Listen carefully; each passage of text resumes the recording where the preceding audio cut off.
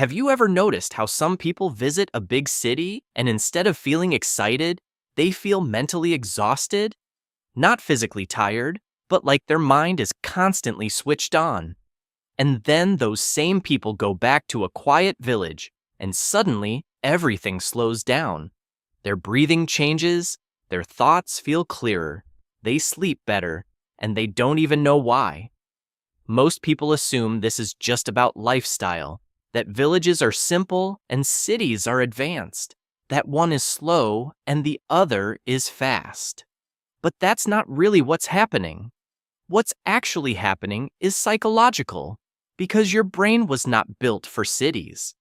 For most of human history, your brain evolved in environments that looked nothing like modern cities: open spaces, small communities, familiar faces, predictable routines. Your brain learned to operate in a world where survival depended on noticing subtle changes, not processing thousands of signals every second. Now think about a city: noise, traffic, screens, notifications, strangers, decisions, movement, bright lights, constant unpredictability. Your brain doesn't just see this, it processes all of it, even when you think you're ignoring it.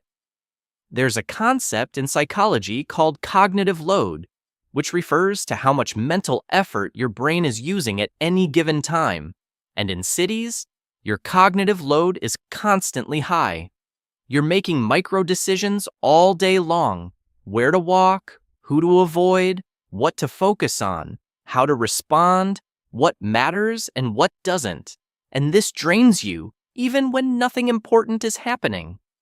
That's why someone can sit in a cafe in a busy city and feel exhausted, while someone sitting under a tree in a village feels completely relaxed.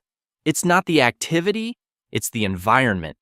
Now, imagine growing up in a village. Your brain learns a completely different pattern: fewer variables, more predictability, the same people, the same paths, the same rhythm of life. There's less need to constantly scan for danger or opportunity, less pressure to perform, less comparison, and this creates something powerful: mental space. People who prefer village life often don't just prefer the environment, they prefer how their mind feels in that environment. Because in a village, your brain finally gets something it rarely gets in cities: rest. Not sleep, but rest. The kind where your thoughts are not competing with everything around you. This connects to something deeper in psychology called attention restoration theory, which suggests that natural environments don't demand your attention the same way artificial ones do. Instead of forcing your brain to focus, they allow your attention to recover. That's why staring at a forest feels calming, while staring at traffic feels draining. One restores you, the other consumes you. But it's not just about peace, it's also about identity. In cities, identity is often external, built around what you do, what you earn, how you look, how you compare to others. There's constant exposure to people who are doing more, achieving more, showing more, and your brain is wired to compare. It's called social comparison theory, and it's one of the biggest hidden stressors in modern life. Even if you're doing well, you can still feel behind. Now contrast that with a village: smaller community, slower change, fewer comparisons. Your identity becomes more internal, less about how you rank and more about how you live. And for some people, that feels more real, more grounded, more human. This is why many people who move from cities to villages don't just change location, they change personality. They become calmer, more patient, more present, not because they suddenly decided to, but because their environment stopped pulling them in 1,000 directions. But of course, cities also offer something powerful: opportunity, stimulation, growth, and for some people, their brain craves that. There's another concept in psychology called optimal stimulation level, which suggests that people differ in how much stimulation they need to feel engaged. Some people need more noise, want more activity, more change, while others feel overwhelmed by it. So when someone says they prefer village life, it's not because they can't handle the city. It's because their brain operates better in a different rhythm, a slower one, a quieter one, a more predictable one. And here's something people rarely admit. Slower doesn't mean less intelligent or less ambitious. It just means different. Because ambition doesn't always look like climbing higher. Sometimes it looks like choosing peace.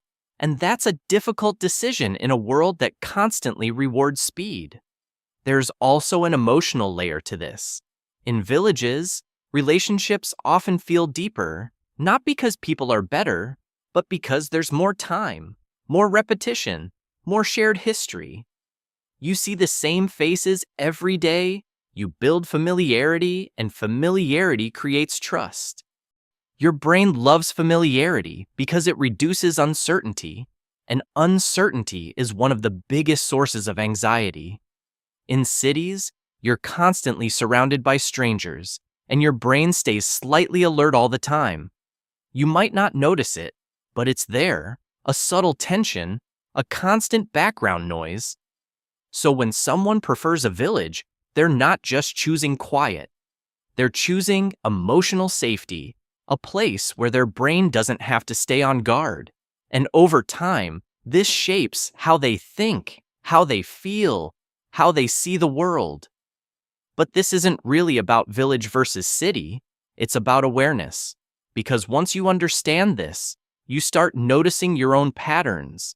When you feel overwhelmed, when you feel calm, what kind of environment helps you think clearly, and what kind drains you without you realizing it. And suddenly your choices become more intentional. Maybe you don't move to a village, but you start creating moments of quiet in your life.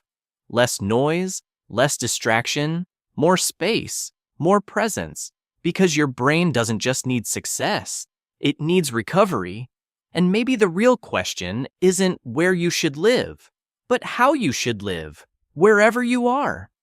Because some people spend their whole lives chasing bigger cities without realizing they're running away from something their mind actually needs.